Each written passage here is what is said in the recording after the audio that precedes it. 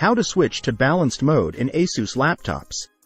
According to Asus website, when laptop is in balanced mode, then it stops charging when power is above 80% and resumes charging when power is below 78%.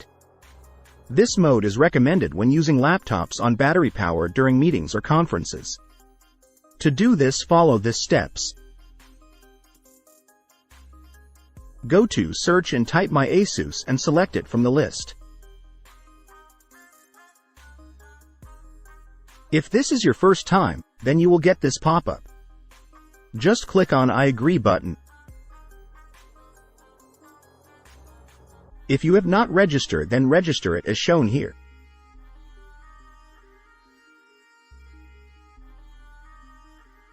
Then you can sign in with Google, Facebook. I will use Google here.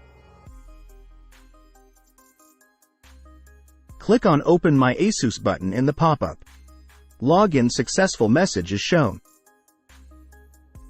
Click on Start button.